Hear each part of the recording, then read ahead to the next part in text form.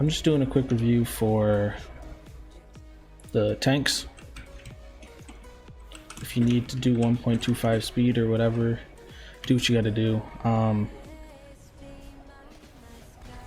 just trying to get something out quick so that you guys know the mistakes, because I feel like this is probably our best bet if we are gonna play Tesla. Alright, so here, what do we got here? You're pushed behind a shield, makes it hard for your Ana to heal. It's not that big of a deal, you just need to be aware of your surroundings. As Zarya, right? So first of all, let's just say this: you don't have to play with your Reinhardt. You guys need to work together, but fuck, you could play on. All right, there you go.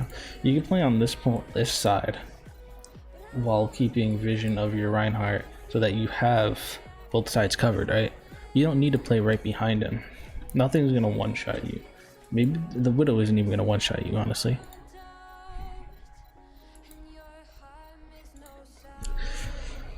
Okay, so you come around here, right?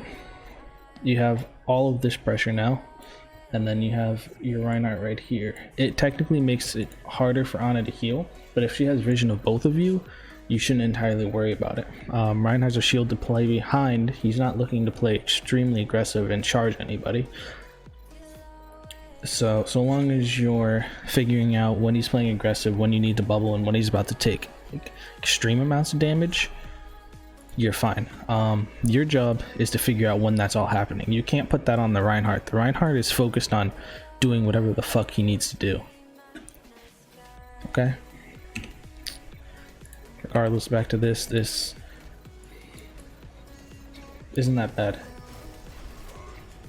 Your Ana's telling you when you guys need to back up. Lucia's moving you guys around. Tip for the Reinhardt: you really aren't protecting anything with your shield, and I think you've realized that every now and then. In this matchup, and with our team comp, you're not protecting anything with your shield. So as long as you're not dying, you can swing rapidly. So Diana's not going to play directly behind you if she's smart. There's no reason to. She's going to get knocked around by Hamster. There's a better chance of her getting sniped by the Widow. And then she's playing out with these two windows over here where Pharah can come in and kill her. Just be aware of where your Ana's playing. As soon as you hide behind this pillar of any kind, if you're in front of it, if you're off to the side over here, somewhere like that, she can't heal you. So just be aware of where your Ana is. Nice aggressive plays. I want to watch this a bit more. 5. Okay. Okay. Those weird arms. So this is what I'm gonna focus on here. For Zarya, it's the space that she gets and the management of her bubbles. So right now, I could have looked at a bad time, but you're practically playing them off cooldown, right? That one's not a bad one. 10 HP behind a shield. So unless you know your Reinhardt's completely safe, which you didn't there because you were both pushed up towards their side of the map, you should never turn your back on him. I don't know if you just don't know the map well enough, but you turning your back like that is pretty bad. Let's move it to 2 speed. I just want to watch these bubbles. See if you're doing what I think you're doing.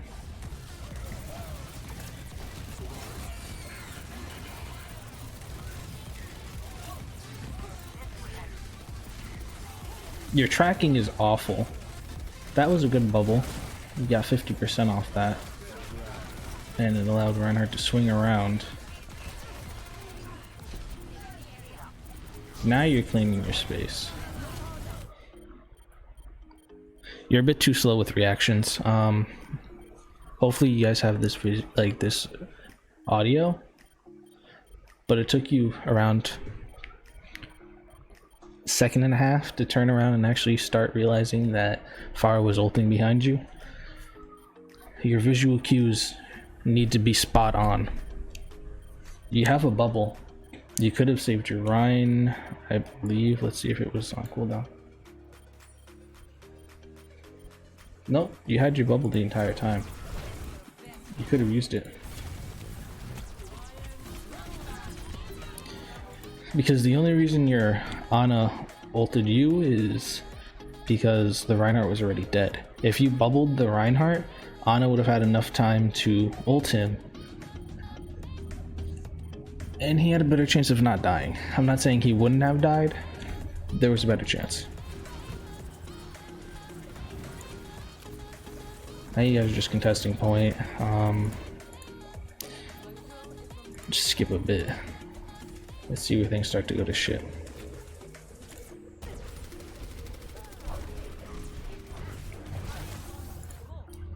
If you paid more attention, if your tracking was better, you could have hit that Pharah. Pharah was easy to track right there. I don't even know if you notice that right now. Pharah's right here. You're not reloading. You have half energy. Well, half ammo, I should say. You just have to track her.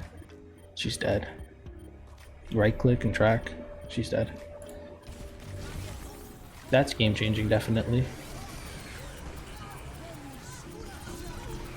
Good shatter.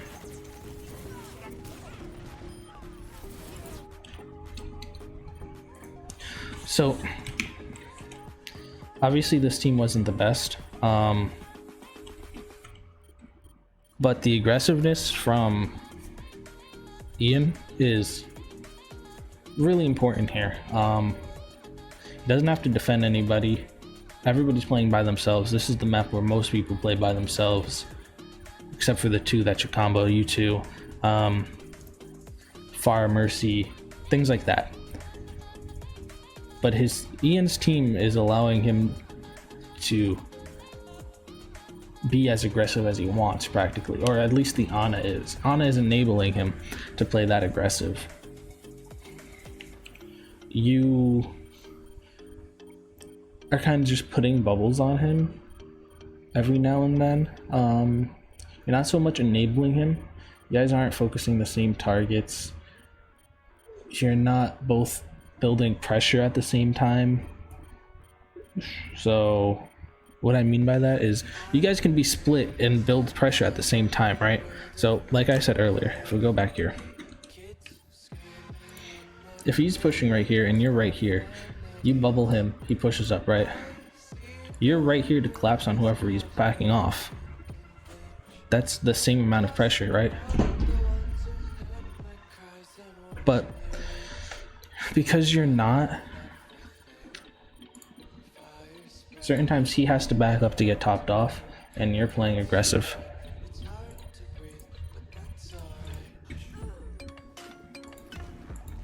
I think that's where things start to fall apart. Forgetting about DPS, it's that and awareness. So when Ana can't do her job, when she's getting dove, when people are jumping on her, that's when you no longer, I went way too far. That's when you no longer need to be fully applying pressure with the Reinhardt, and this is when you get split, right? There's times where you have to bubble the Ana if she's getting jumped on, and there's times you have to bubble the Reinhardt if he's getting jumped on or he wants to extend. You don't have to sit inside of each other. Just figure out each other's health bars. Hopefully you both have allied health bars on so you can notice what their health is like. If you don't, turn that on right now. It's in the settings. Controls, I believe. Or I think. I probably can't see it right here.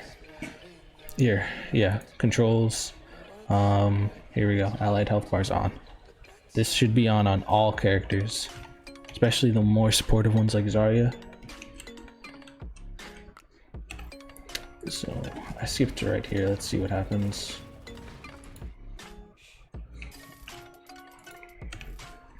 So at the moment, right, you guys are just looking forward. If you both focus the Moira, you're gonna kill her because she's not gonna be without heal, especially if you're getting energy. But at the same time, Ana is 10 HP.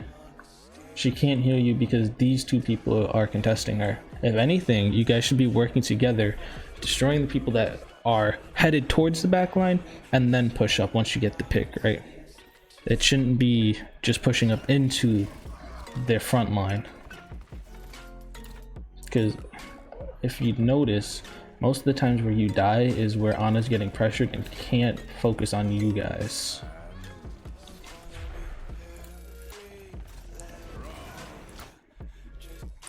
You walked up on him because you thought you were gonna kill him in time.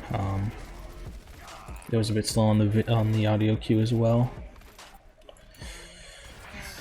It's really no big deal. Let's back up a little bit. Let's go first fight. Let's see what goes well for you and focus on that, and then I'll probably be done because I just want this to be something quick because I feel like this is the win condition for Tespa. So you already won.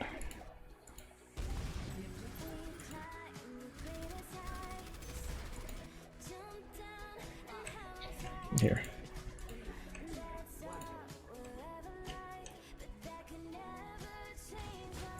Okay.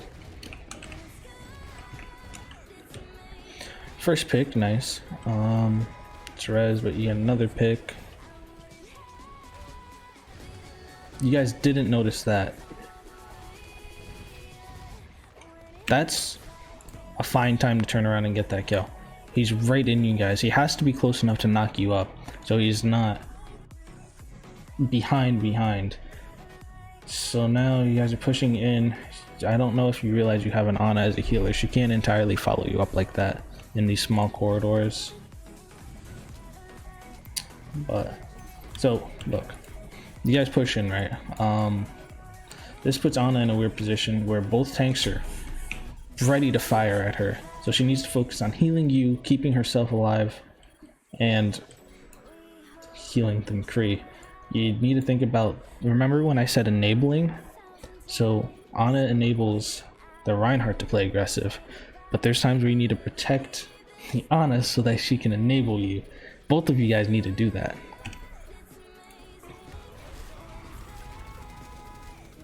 I'm not circling anything, I'm not going through all the processes. Pushed into a shield, you can't get full health, there you go. So this is the issue. For the most part, you haven't turned once to see what your Reinhardt is doing. You really only wait for him to be in your vision. That's why you play behind him or next to him. You need to look around more. You can't be tunneled onto what's in front of you. You need to listen to the cues, pay attention to what you need to be doing, things like that. You guys are a group. If you guys work together as that group and everybody else does their job moderately well, it's an easy win.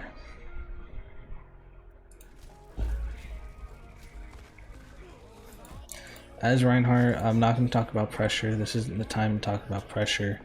I more or less think this is about the enablement. But overall, it went pretty well. There were some times where it was questionable. Like, right about now, you guys don't know what to do. This would be a perfect time for you to push up. You guys just got to pick. Ana has nano. There's really... You could just wipe them right here. Look. Fire's applying pressure.